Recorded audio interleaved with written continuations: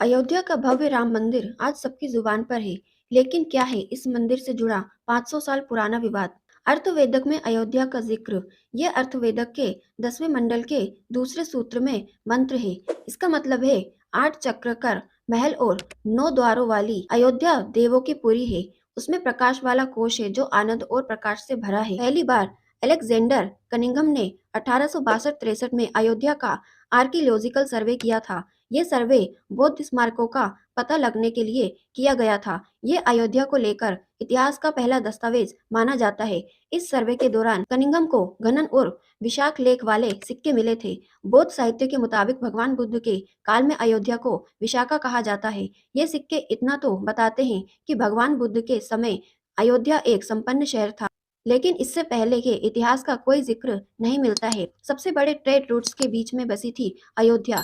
British इतिहासकार John की अपनी किताब में दो रास्ते का जिक्र करते हैं, उत्तर पथ और दक्षिण पथ। उत्तर पथ गांधार से शुरू होकर मथुरा से होते हुए आज के बांग्लादेश में ताम्रलिप्ति तक फैला हुआ था। वहीं दक्षिण पथ राजस्वी से शुरू होकर चित्रकूट से होते हुए प्रतिष्ठान तक जाता था। ये दोनों रूट माइग्रेशन और ट्रेड के सबसे बड़े रास्ते थे। ये दोनों रास्ते एक दूसरे को जहाँ पर काटते हैं वहीं अयोध्या बसी थी। स्कंद पुराण में राम अवतार की कहानी है। शिव से अजय होने का वरदान प्राप्त करने के बाद रावण ने देवताओं को सताना शुरू कर दिया। सभी देवता नंदी के पास मदद के लिए पहुंचे। नंदी पहले रावण को श्राप दे चुका था कि जब कोई तपस्वी और उसका वानर सेनापति लंका आएगा तो रावण का वध होना तय है। देवताओं ने ये बात विष्णु को बताई। उनके कहने पर देवताओं ने वानर अवतार लिया, नंदी ने हनुमान अवतार लिया और विष्णु ने खुद राम अवतार लिया। पुराणों के मुताबिक राम अयोध्या के 64वें राजा हैं। अयोध्या सूर्यवंशी राजाओं की राजधानी थी। ये भारतीय इतिहास का सबसे लंबा राजवंश माना जाता है।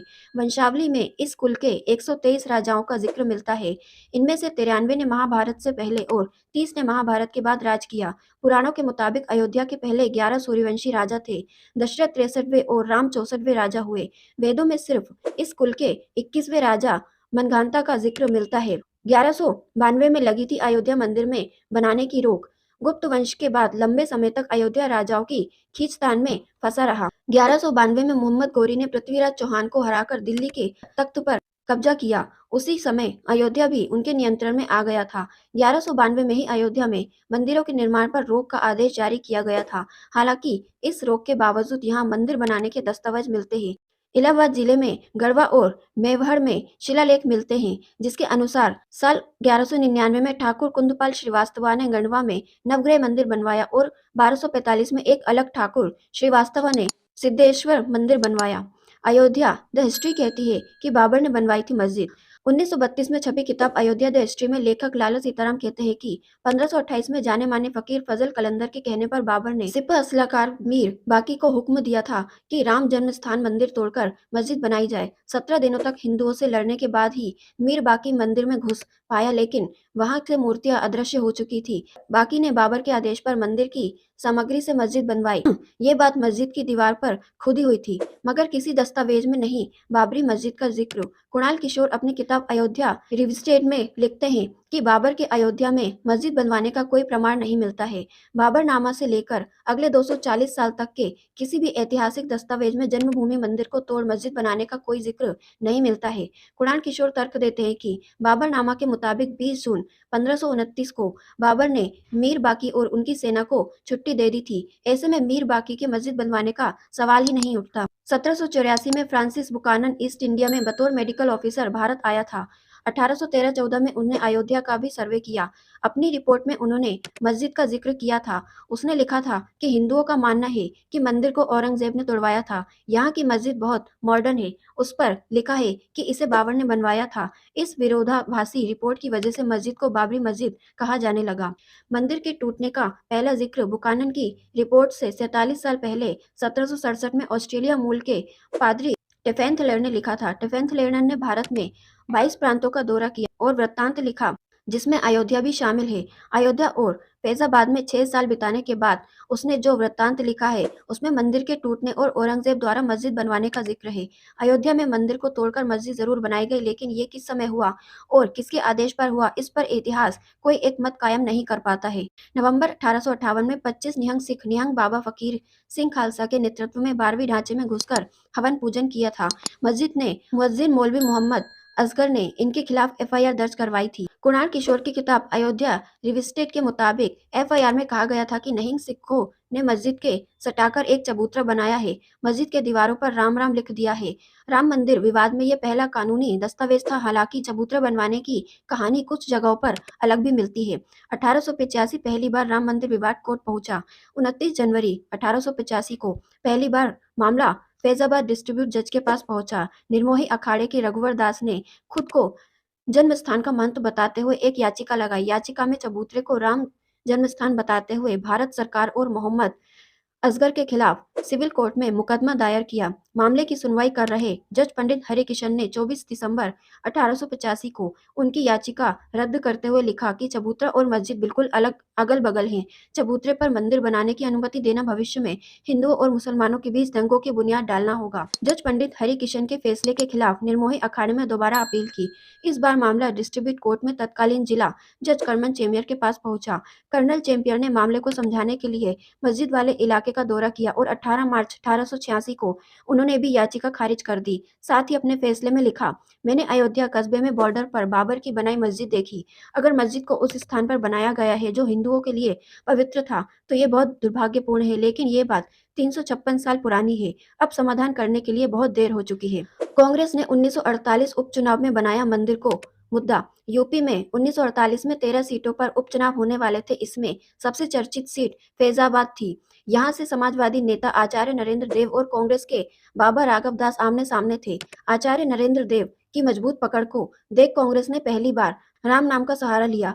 बाबा राघव दास ने ऐलान किया कि वो राम जन्मभूमि को विरोधियों से मुक्त कराएंगे। यह भी मैसेज देने की कोशिश की गई कि मंदिर मामले को सिर्फ कांग्रेस ही सुलझा सकती है। 23 दिसंबर 1949 अयोध्या में एक नए विवाद ने जन्म लिया। एक रात पहले बाबरी ढांचे के अंदर भगवान राम की मूर्ति पाई गई।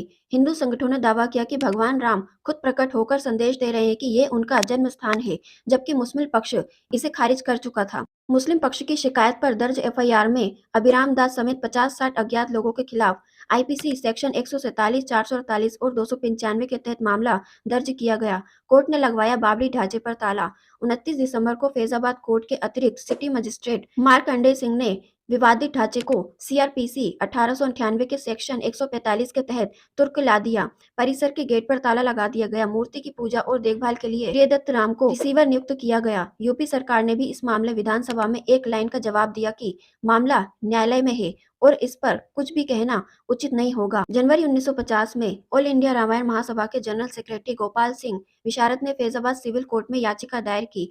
इसमें राम जन्मभूमि वाले स्थान पर पूजा पाठ करने की अनुमति मांगी गई थी। दिसंबर में दिगंबर अखाड़ा के महंत रामचंद्र दास परमहंस ने भी पूजा पाठ के लिए याचिका दायर की। तीसरा मुकदमा निर्मोही अखाड़े ने किया। खुद को राम जन्मस्थल का प्रतिबंधक बताया। 1961 में सुन्नी वक्फ बोर्ड ने भी कोर्ट में ढांचे पर हक का दावा पेश कर दिया। जिला जज ने सुनवाई को आसान करने के लिए चारों मुकदमों को एक साथ कर दिया। 1977 में जनता पार्टी के जब गठबंधन सरकार बनाई तो कई मुद्दों में तूल पकड़ा, लेकिन 3 साल में ही सरकार गिर गई और इंदिरा गांधी एक बार फिर सत्ता में आ गई। इसी समय संघ परिवार में मंदिर की मांग पर हिंदुओं को एकजुट करने की रणनीति बनाई। इसमें अयोध्या ही नहीं, काशी और मथुरा को भी शामिल किया गया। इंदिरा गांधी की हत्या के बाद अगले आम चुनाव में प्रचंड बहुमत के एक तरफ राजीव गांधी की सरकार बनी, वहीं दूसरी ओर राम मंदिर मसला फिर गर्मा गया। विश्व हिंदू परिषद ने सरकार को अल्टीमेटम दे दिया कि अगली शिवरात्रि यानी 6 मार्च 1986 तक ढांचे का ताला ना खोला गया तो तोड़ दिया जाएगा। राम मंदिर का दावा और मजबूत करने के लिए तत्कालीन यूपी सरकार ने ही जोर लगाया। मुख्यमंत्री वीर बहादुर सिंह ने 42 एकड़ में राम कथा पार्क और राम की पेड़ी बनाने की बात कही। शहबानो केस पर बड़ा विवाद, खुला गर्भगृह का ताला। 80 के शतक में शहबानो केस में सुप्रीम कोर्ट का फैसला पलटने की वजह से राजीव गांधी पर मुस्लिम तुष्टीकरण के आरोप लग रहे थे। नया कानून फरवरी 1986 में संसद में पेश होना था। इसी बीच जनवरी 1986 में फैजाबाद जिला अदालत में गर्भगृह का ताला खोलने की एक याचिका खारिज की गई। गई। याचिका लगाने वाले वकील उमेश पांडे ने ऊपरी अदालतों में अपील की, जो जिला प्रशासन के गर्भगृह खोलने पर सहमति जता दी। जज के एम पांडे के आदेश से गर्भगृह का ताला खोल दिया गया। फैसला कोर्ट का था, लेकिन माना जाता है कि हिंदुओं की नाराजगी दूर करने के लिए राजीव गांधी सरकार ने ये कदम उठाया। 1989 में दो बड़ी घटनाएं हुई। पहली, 1 जुलाई 1989 को पूर्व जज देवकी नंदन अग्रवाल ने बतौर राम मित्र एक याचिका दायर की। इसमें रामलला विराजमान को न्यायिक व्यक्ति बताते हुए विवादित जमीन पर उनका दावा पेश किया। रामलला को न्यायिक व्यक्ति मानने से ही 2019 में उन्हें जमीन का हक देने की राह खुली। दूसरी कि 9 नवंबर 1989 को राजीव गांधी सरकार की परमिशन से अयोध्या में विवादित ढांचे के बाद शिलान्यास किया गया। हालांकि मुस्लिम पक्ष के विरोध के चलते मंदिर निर्माण शुरू नहीं हुआ। इस विरोध में भाजपा को मुद्दा दे दिया और असर 1990 में दिखा। 1990 भाजपा की रथ यात्रा और अयोध्या में चली गोलियां। 1989 केंद्र में बीपी सिंह की सरकार बनी। उस समय उत्तर प्रदेश में सपा के मुलायम सिंह यादव मुख्यमंत्री थे। भाजपा के लाल कृष्ण आडवाणी ने 25 सितंबर 1990 को सोमनाथ से रथ यात्रा शुरू की, जिसे 30 अक्टूबर को अयोध्या पहुंचना था। इसके लिए अयोध्या में कर सेवक जमा होने लगे, लेकिन रथ यात्रा को बिहार में रोक अगवाड़ी को गिरफ्तार कर लिया गया। घटना के बाद अयोध्या में जमा कर सेवक 30 अक्टूबर को उत्तेजित हो गए। कुछ जत्थे विवादित ढांचे में घुसने की कोशिश करने लगे। राज्य सरकार के आदेश पर पुलिस ने गोलियां चला दी। इस घटना में 16 कर सेवक मारे गए। यूपी में भाजपा सरकार बनी तो तेज हुआ आंदोलन। 1991 में भाजपा के कल्याण सिंह यूपी के सीएम बने। उन्होंने अयोध्या में विवादित 2 एकड़ जमीन पर्यटन विकास के तहत कब्जे में ले ली। साथ ही पास की 42 एकड़ जमीन व्हीप को लीज पर दे दी। वीपी सिंह सरकार के आरक्षण पर मंडल कमीशन की रिपोर्ट लागू करने से देश में आंकड़ा बनाम पिछड़ा की राजनीति तेज हो गई। इस माहौल में भाजपा की मंदिर की मांग का समर्थन भी बढ़ गया। 1992 के दिसंबर में अयोध्या में कर सेवा की तारीख तय हुई। शक्ति व्यवस्था की बात आई तो कल्याण सिंह ने सुप्रीम कोर्ट में हलफनामा दिया कि शांति बनी रहे। 6 दिसंबर 1992 जब बदली अयोध्या की सूरत। 6 दिसंबर 1992 को अयोध्या में कर सेवकों की भीड़ थी। एजी नूरानी अपनी किताब बाबरी मस्जिद के मैटर ऑफ नेशनल ऑनर में लिखते हैं कि 6 दिसंबर की सुबह लाखों कर सेवक अयोध्या पहुंचे, नारे लगा रहे थे, मिट्टी नहीं खिसकाएंगे, ढांचा तोड़कर जाएंगे। कोई मस्जिद के गुंबद पर चढ़ा तो किसी ने दीवार गिरानी शुरू कर दी। अगले 6 घंटे के अंदर ही ढांचे का नामो निशान मिटा दिया गया और वहां स्थायी मंदिर बना दिया गया। किसी ने भी इस घटनाक्रम को रोकने की कोशिश नहीं की। हालांकि पुलिस ने हवा में 3 राउंड फायरिंग की थी, लेकिन उसका कोई खास असर नहीं हुआ। ढांचा टूटा, जांच और केस में उलझा आंदोलन। टेंट में आ गए रामलला। ढांचा टूटने पर देश में दंगे भड़क गए। प्रधानमंत्री वीपी नरसिम्हा राव ने सफाई दी कि सुरक्षा राज्य सरकार के हाथ में थी। यूपी में कल्याण सिंह की सरकार बर्खास्त कर दी गई। जांच के लिए इब्राहिम कमीशन बना। आडवाणी और कल्याण सिंह समेत कई भाजपा नेताओं पर केस दर्ज हुए। 1993 में केंद्र ने पूरी 67 एकड़ जमीन अधिग्रहित पर यशस्वी स्थिति बनाए रखी। ढांचा टूटने के बाद रामलला को टेंट में रखा गया था। 27 सालों तक वो टेंट में ही विराजे। केस की जांच सीबीआई ने शुरू की। अदालतों में केस खिंचता रहा। मंदिर आंदोलन का स्वर धीमा पड़ गया। इलाहाबाद हाईकोर्ट ने 3 हिस्सों में बांटी जमीन। सुप्रीम कोर्ट ने रोक का फैसला। 30 दिसंबर 2010 को इलाहाबाद हाईकोर्ट ने विवादित जमीन के मामले में फैसला सुनाया। कोर्ट ने जमीन को 3 हिस्सों में बांट दिया। सुन्नी वक्फ बोर्ड को विवादित हिस्से में बाहरी भाग, निर्मोही अखाड़े को सीता रसोई और राम चबूतरा, वही मुख्य भूमि रामलला विराजमान को सौंपी गई। हालांकि 6 महीने बाद सुप्रीम कोर्ट ने इस फैसले पर रोक लगा दी और राम मंदिर से जुड़े मामलों में खुद सुनवाई करने का फैसला किया। हालांकि सुप्रीम कोर्ट ने भी ये मामला खिंचता रहा। 2014 में केंद्र में आई भाजपा, 2019 में आ गया फैसला। 2014 के लोकसभा चुनाव में भाजपा ने बहुमत के साथ सरकार बनाई। पार्टी के चुनावी घोषणा पत्र में राम मंदिर प्रमुख मुद्दा था।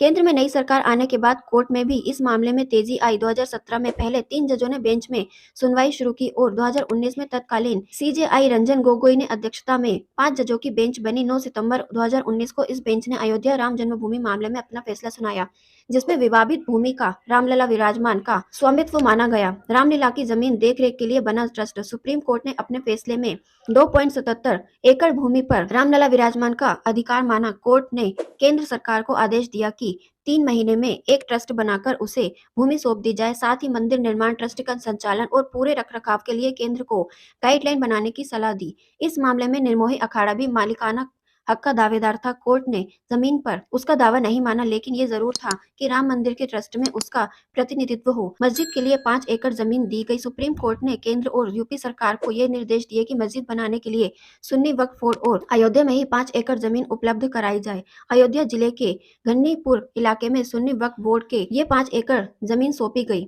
यहाँ मस्जिद निर्माण और रखरखाव के लिए सुन्नी वक्फ बोर्ड ने मई 2020 में Indo Islamic cultural foundation trust बनाया। यहाँ मस्जिद के साथ साथ 300 बेड का हॉस्पिटल, कम्युनिटी किचन और इंडो इस्लामिक रिसर्च सेंटर बनाने की तैयारी है। फरवरी 2024 में मस्जिद निर्माण की प्रक्रिया आगे बढ़ेगी। अब 5 अगस्त 2020 को मंदिर का भूमि पूजन हुआ और 2024 में गर्भगृह बनकर तैयार है। 27 साल टेंट में विराजे रामलला को आखिरकार अपना भव्य मंदिर मिल ही गया।